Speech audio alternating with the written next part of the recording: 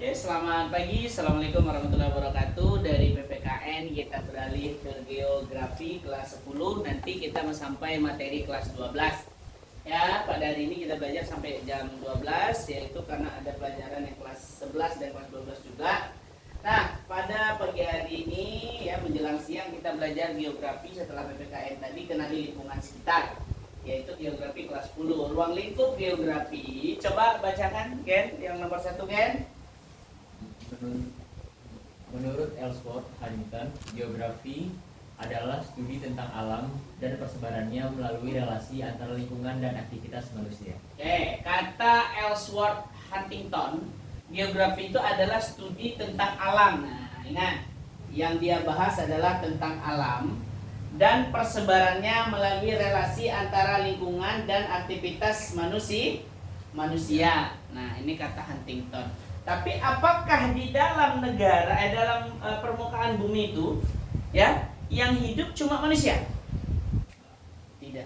Apakah yang lain tidak bisa kita gali sebagai sebuah ilmu? Bisa. Contoh, persebaran flora dan fauna. Flora itu apa? Tanaman. Tanamannya apakah semua tanaman? Tidak. Tapi tanaman-tanaman yang termasuk di dalam beberapa keunikan apa? Dunia, khususnya Indonesia. Kalau flora apa? Fauna apa? Hewan. Hewannya hewan apa? Hewan yang menjadi catatan sejarah hidup Indonesia. Apakah dog termasuk? Tidak. Apakah kucing termasuk? Tidak. Yang termasuk salah satunya adalah komodo. Selain itu kalau di mata dunia juga ada dinosaurus. Cuman yang terkenal di Indonesia adalah komodonya, ya. Nah, tapi apakah ilmu dari Ellsworth Huntington ini bisa dipakai secara keseluruhan? Tidak bisa. Untuk penelitian sebagai ilmu geografi, oke, kalau untuk menambahkan kekayaan ilmu sah-sah saja. Tetapi ini tidak bisa dipakai untuk penelitian dalam studi geografi. Kenapa? Karena dia fokus kepada lingkungan dan aktivitas manusia aja. Apakah lingkungannya itu termasuk aktivitas manusia saja? Tidak. Aktivitas yang disebut dengan flora dan fauna pun perlu diteliti. Apakah dia punah atau tidak? Salah satunya adalah burung apa? Cendrawasih. Cendrawasih yang ada di Papua. Burung kakak tua juga. Sehingga yang flora-flora fauna-fauna yang seperti ini tidak bisa kita pelihara tanpa seizin pemerintah yang bersangkutan atau dinas terkait, ya. Kenapa? Karena ini adalah juga menyangkut tentang keunikan. Nah, yang unik daripada manusia itu adalah aktivitasnya, ya. Yang jelek daripada manusia itu adalah sifatnya. Kalau aktivitasnya unik tapi sifatnya jelek, ada sifat yang baik, ada sifat yang buruk. Oke, yang kedua coba bacain. Menurut Vince Jeffernor, geografi adalah studi yang menjelaskan, menerangkan suatu daerah di permukaan bumi disertai dengan analisisnya. Selain fenomena juga perubahan dinamika. Oke, selain fenomena, kata Jeffernor, studi menerangkan suatu daerah di permukaan bumi disertai dan analisisnya. Selain fenomena juga perubahan dinamika. Nah, kalau yang menurut Vince Jeffernor ini, Bapak lebih menilai dia ini hanya melihat bagaimana perubahan secara dinamika di dalam permukaan bumi. Contoh, terjadinya longsor, ya kan? Habis itu ada sungai, nanti endingnya di tengah sungai itu terbentuklah sebuah pulau. Nah, perubahan dinamika yang seperti itu yang dilihat dia. Dan ini tidak hanya disebabkan oleh aktivitas manusia, karena perubahan dinamika pada permukaan bumi itu juga disebabkan oleh alam yang disebut dengan gempa bumi, banjir, tsunami, ya kan, itu menyebabkan perubahan dinamika nggak? Perubahan dinamika, ya. Oke, menurut Bapak ini kurang. Yang ketiga Bapak sendiri baca. Menurut R. Bintoro, studi sebab akibat, gejala dan pemukiman dan peristiwa-peristiwa yang terjadi di permukaan bumi. Oke, bisa dipakai. Tetapi hanya peristiwa. Secara umum geografi dapat dikatakan sebagai ilmu pengetahuan objek, utamanya adalah bumi serta sebesar segala isinya. Nah, ini baru. Jadi dari ketiga para ahli ini kita simpulkan bahwasanya adalah yang diteliti itu bumi dan beserta segala isinya. Apakah itu menyangkut tentang aktivitas manusia? Apakah itu menyangkut tentang fenomena alam? Apakah itu menyangkut tentang flora dan fauna? Apakah itu menyangkut tentang cuaca? Apakah itu menyangkut tentang iklim? Apakah itu menyangkut tentang suasana? Apakah itu menyangkut tentang pembangunan? Apakah itu menyangkut tentang tata ruang? Itu semua bisa diteliti oleh ilmu apa? Oleh ilmu geografi. Tapi kalau aktivitas manusianya lebih kepada ilmu sosiologi, ilmu sosial, aktivitas manusia, ya.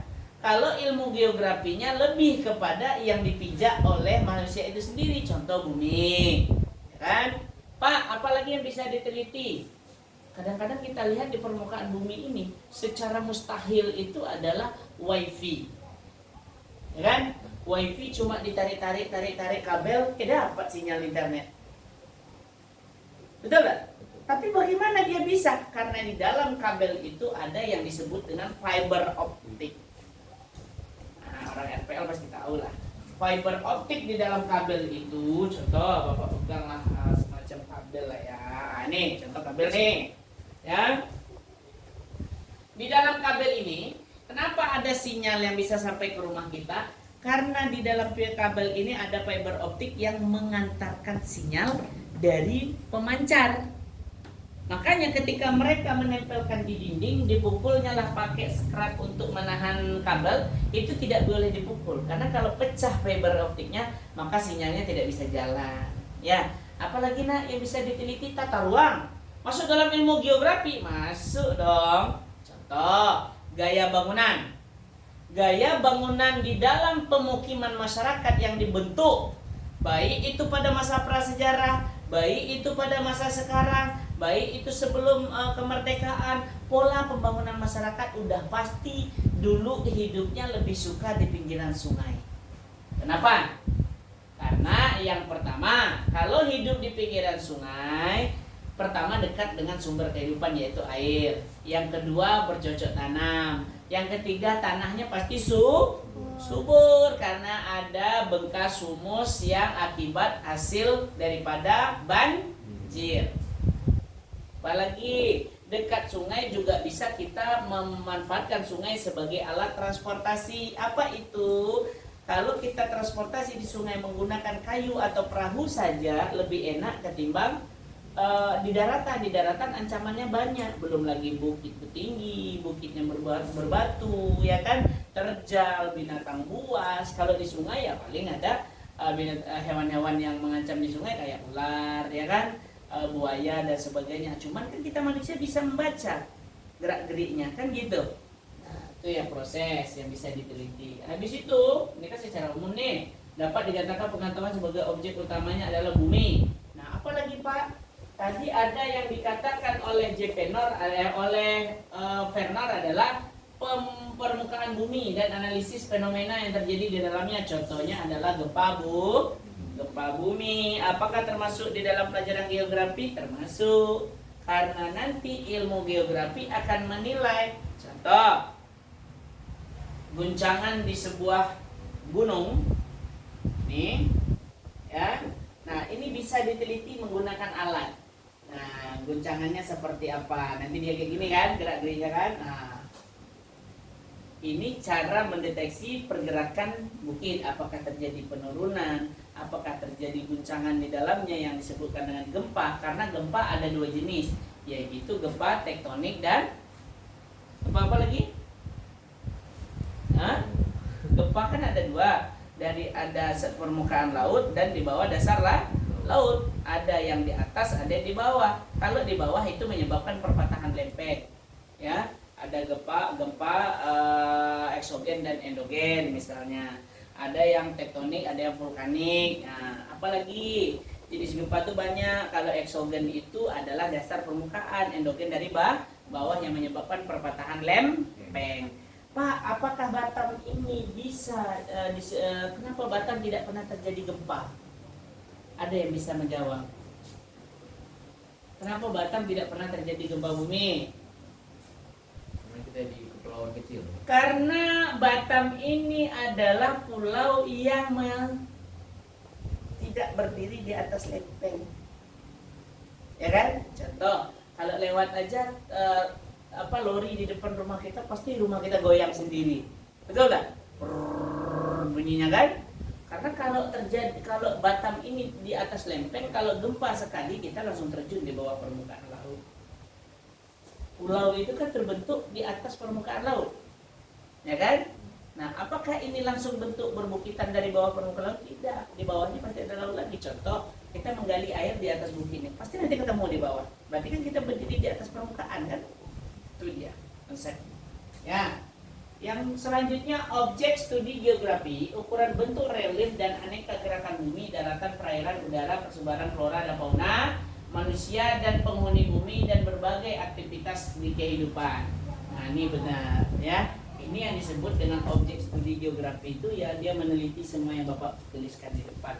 Sesuai nggak yang apa yang Bapak jelaskan tadi? Sesuai, mulai dari manusia, apa yang terjadi di permukaan bumi, semuanya kita teliti. Ya, nah itulah yang disebut. Pak, apakah cuaca hari ini bisa disebut dengan ilmu geografi? Bisa.